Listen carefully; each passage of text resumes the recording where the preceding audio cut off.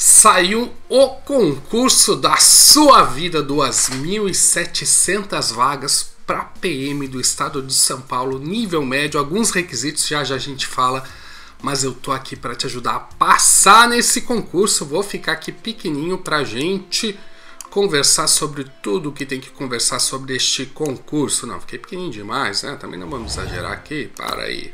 Vamos lá, a gente vai ver cargos, salários, informações básicas, o checklist do aprovado, que é o mínimo que você precisa saber para passar não somente neste, mas em qualquer concurso público. Vamos falar sobre muita coisa aí, vamos direto ao ponto, sem enrolação, né?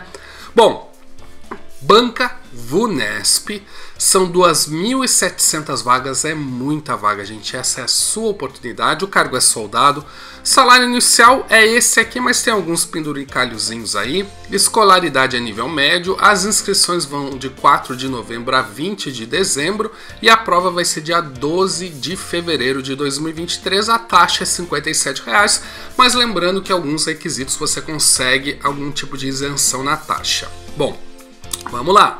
Requisitos: idade entre 17 e 30 anos. Quando você entregar os documentos, então é na análise de documentos. A altura 1,65 mulheres, 1,60 homens, tem que ter o ensino médio concluído, tem que ter CNH B e E na data da análise de documentos, então se você não tiver já vai providenciando, isso é depois da prova, dá tempo, né?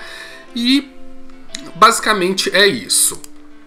Os locais de provas vai ser em Araçatuba, Bauru, Campinas, Piracicaba, Presidente Prudente, Ribeirão Preto, Santos, São José do Rio Preto, São José dos Campos, São Paulo e Sorocaba.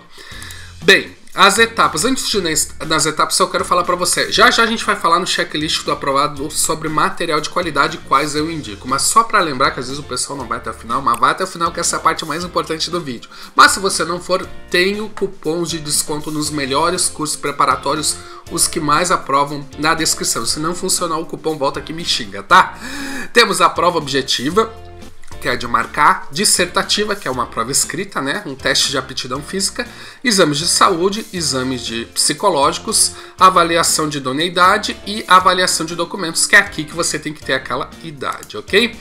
A prova objetiva são 60 pontos, são 20 questões de língua portuguesa, 15 de matemática, 15 de conhecimentos gerais, 5 de noções básicas de informáticas e 5 de noções de administração pública. É uma prova relativamente tranquila, mas é normal para esse tipo de cargo, né? O teste de aptidão física é um apoio de frente sobre o solo para homens, e é um apoio para homens e mulheres um pouquinho diferente. Tem resistência abdominal, corrida de 50 metros e corrida de 12 minutos.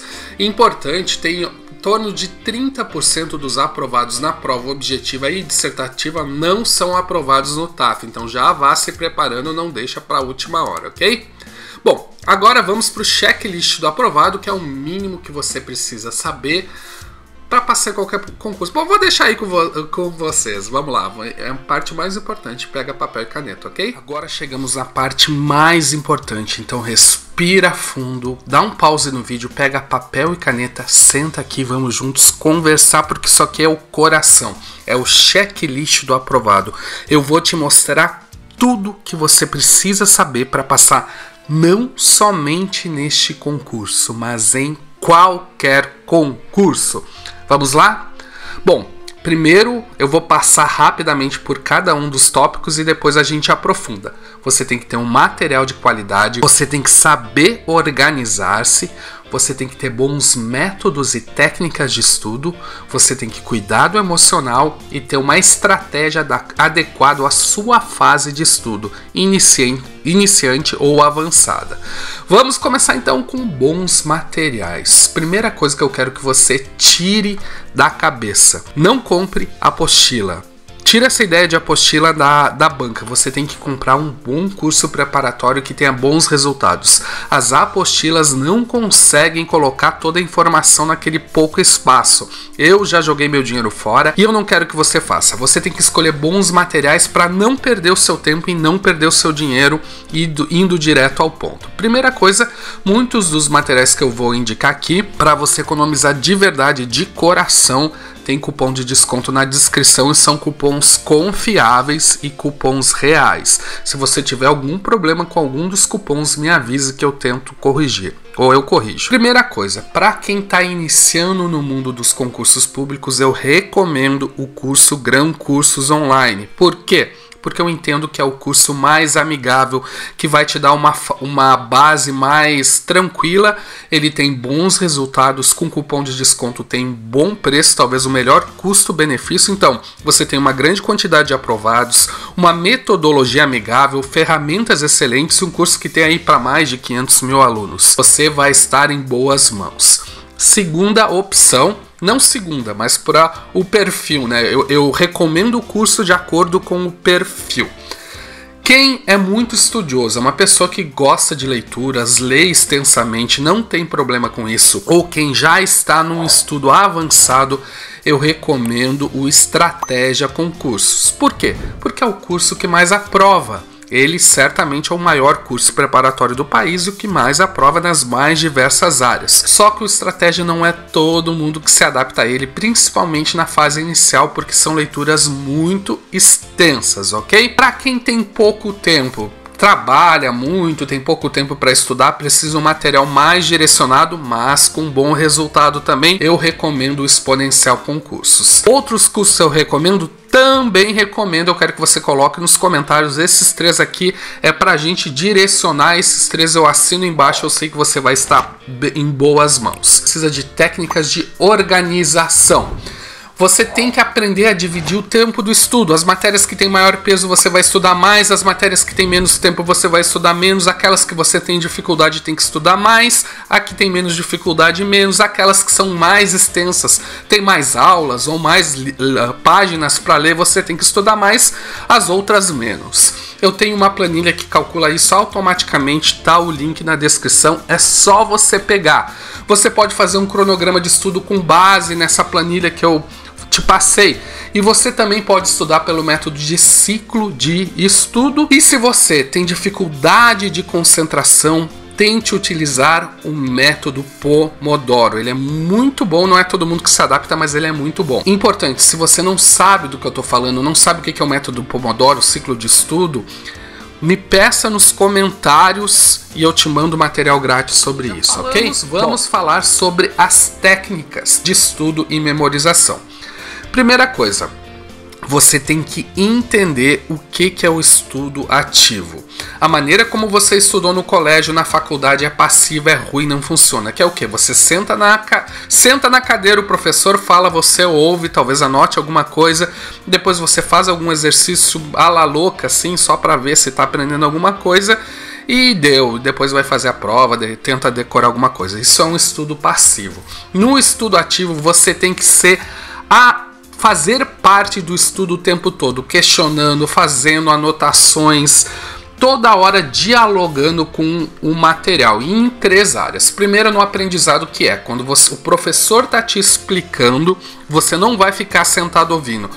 Se é uma videoaula, você vai botar um pause, vai procurar o material, vai pesquisar, se tiver alguma dúvida, vai anotar. Você vai já fazendo os seus resumos, seus esquemas, você já vai fazendo as suas perguntas, já anotando as suas dúvidas para não ficar viajando, não tendo sono. Se é uma apostila lida, também a leitura às vezes dá sono. Você não pode, se você notar que está com sono, você está num estudo passivo.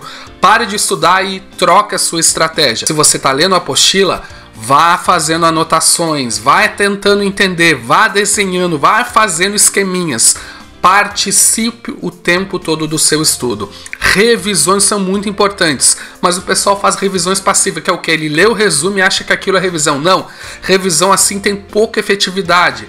Antes de ler o seu resumo, tente se lembrar de tudo que você sabe sobre aquele assunto. Depois você lê e tenta ver, olha, isso aqui eu não lembro, eu tenho que aprofundar e tudo mais. Mesma coisa a resolução de questões e exercícios.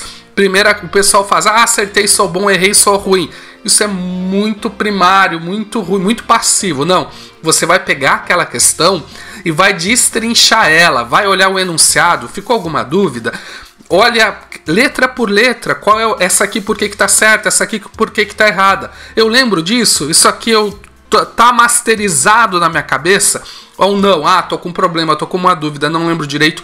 Aí, a partir da questão que você mesmo tem acertado, você volta na teoria e estuda novamente apenas aquela parte que está com problema. Entendido? Estudo ativo é o coração do seu estudo. Bom, vamos lá então ainda nas técnicas de estudo. Métodos de compreensão. Nós temos a autoexplicação, que é você estar imaginando que está dando uma aula. É um método muito bom. Nós temos a técnica Feynman. Ela tem toda uma metodologia que eu posso te mandar o material gratuito, é só pedir nos comentários, mas é basicamente você explicar para uma criança aquela disciplina. E temos o método SQ3R, que é pesquisar, questionar, leitura, recitar e revisar, que é um método para ver se você realmente entendeu o conteúdo. Você vai utilizar para tudo? Não, somente para as partes mais complexas que exijam que você reflita sobre aquele assunto. Então são partes mais filosóficas, mais complexas e que exijam um pouco mais de uma compreensão, uma atenção maior. Não precisa utilizar para tudo. Métodos de anotação. E para que você vai anotar? Você vai anotar para futuramente fazer revisões e para manter-se ativamente no estudo, seja na videoaula, na aula presencial ou na leitura da apostila. Tem esquemas o que você pode fazer. Você pode trabalhar o flashcard. O flashcard é excelente, eu sempre utilizei ele combinado com uma repetição espaçada, é muito bom. Os mapas mentais são excelentes também, ferramentas muito legais. Você pode fazer anotações em formas de tópico, resumos. Tudo isso para quê? Para você revisar, que já a gente vai ver, que são os métodos de revisões. É importante você entender que para mandar algo para a memória de longo prazo, que é o que você precisa para o dia da prova, que a curto prazo é 1, 2 dias, 3 dias, a longo prazo é 60, 70, 1 ano. Para pegar essa informação e mandar para a memória de longo prazo, você tem que periodicamente revisar aquela informação. Os estudos dizem que você tem que ser exposto umas 6, 7 vezes aquela informação para ela ir para a memória de longo prazo. E como é que você é exposto? Você é exposto por meio de questões de concurso anteriores, então periodicamente você refaça os exercícios e questões, simulados, e também pelas revisões de suas anotações, ok? Então você vai fazer anotações, de tanto em tanto tempo você vai ver ativamente aquele material e vai estudar por meio de questões sobre aquele assunto ativamente. Métodos de memorização, você não precisa utilizar para toda a matéria, até porque não dá tempo. Você tem que utilizar para as partes que você tem mais dificuldade e que caem na prova. Você vai ver nas questões, nossa, eu estou errando esse esqueminha aqui sempre, vou usar um método de memorização. Você tem o Palácio da Memória, que é o melhor método, os campeões de memória utilizam. Ele dá muito trabalho, mas é muito bom. Você tem o método da história, recursos mnemônicos. Você tem vários outros recursos, musiquinhas, tem muitos métodos de memorização. Vá testando, eu tenho material grátis sobre isso, me peça nos comentários, mas é importante você conhecer e entender que você não vai utilizar para tudo, mas apenas para aqueles pontos que a revisão não foi suficiente ou as questões não foram suficientes para mandar para a memória de longo prazo. O emocional, gente, muita gente boa que estudou, que fez boas revisões, sabe o estudo ativo, na hora da prova peca e erra e não é aprovado por não cuidar do emocional. E como a gente cuida do emocional? Você tem que achar o seu tempo máximo de estudo, que é aquele momento que o seu cérebro não funciona mais, e a partir dali descansar. Algumas pessoas são 3 horas, algumas pessoas são 12 horas, algumas pessoas são 8 horas. Eu digo meu são 6 horas, eu não consigo estudar mais do que 6 horas líquidas, é sentado na cadeira por dia. Tem pessoas que conseguem estudar 12, depende de cada um. Então você tem que achar o seu tempo máximo de estudo e respeitar ele, descansar no tempo que tem que descansar. Descansar é dormir, descansar é fazer alguma coisa divertida, descansar não é ficar o tempo todo nas redes sociais ou com seu celular, não. Descansar é você fazer alguma coisa que deixe sua cabeça relaxar. Pode ser uma meditação, pode ser uma oração, pode ser sair cantar, caminhar, conversar com os amigos, mas atividades que deixem a sua cabeça descansar. Cuide da sua alimentação, cuide dos exercícios físicos para oxigenar o seu cérebro e até melhorar o seu hormônio e tudo mais. Você vai ver que o seu desempenho vai melhorar. E aprenda a lidar com a ansiedade das mais diversas formas. Existem desde a meditação até uma terapia, até exercícios de respiração para lidar com a ansiedade. E também existem procedimentos médicos, remédios, tem muitas opções para você lidar com a ansiedade. Mas aprenda a lidar com ela. Bom, por fim, você precisa de uma estratégia. Se você está iniciando, você tem que entender que você provavelmente não vai conseguir ver tudo que precisa ver. Então você vai ter que ver o que tem mais chance de cair. Um bom curso preparatório já vai te direcionar nisso. Então foco nisso.